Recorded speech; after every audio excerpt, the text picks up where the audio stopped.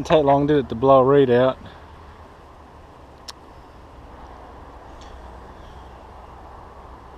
Not long at all.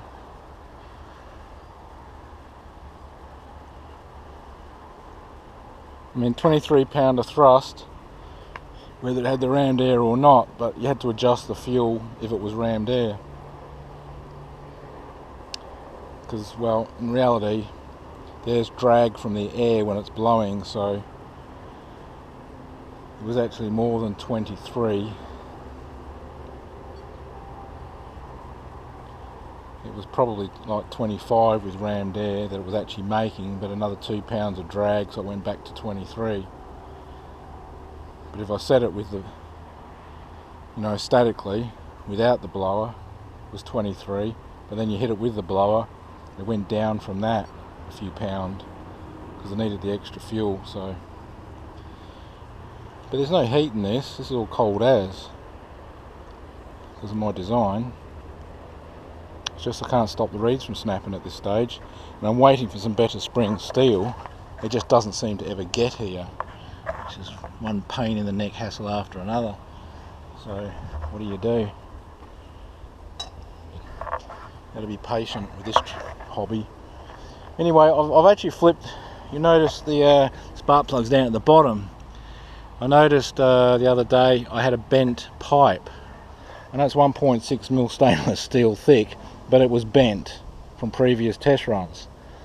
And considering I've got a yoke on the front here to equal the pressure, and the tail end here, although that's snug against there, it's got a slide in here for the extra 10mm or so that it expands when it's hot, it's still bent.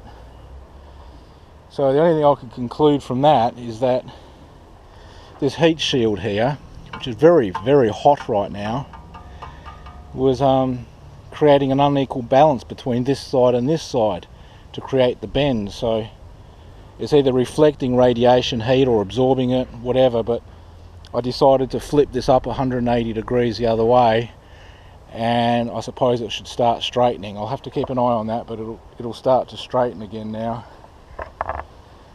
with each test run. So you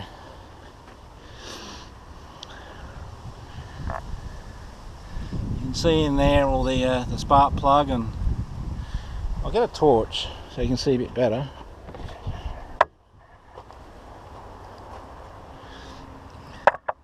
And you can see some of the louvers and the conic ring. They're all what I need with this fuel injection, this fuel spray system. You really need that. Without it, it's just useless.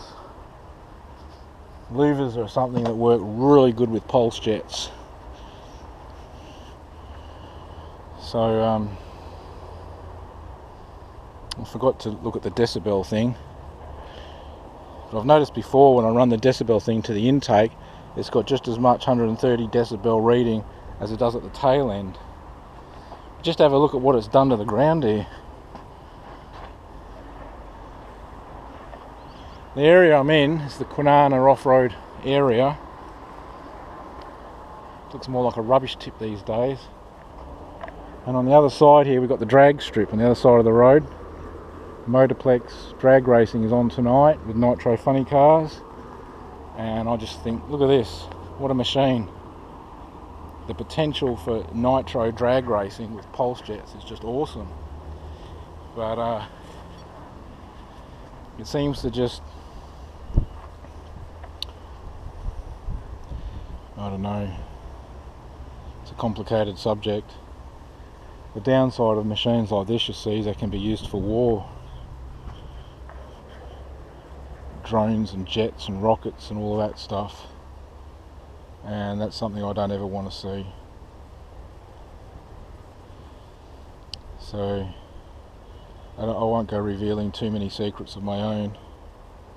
It doesn't seem to achieve anything anyway.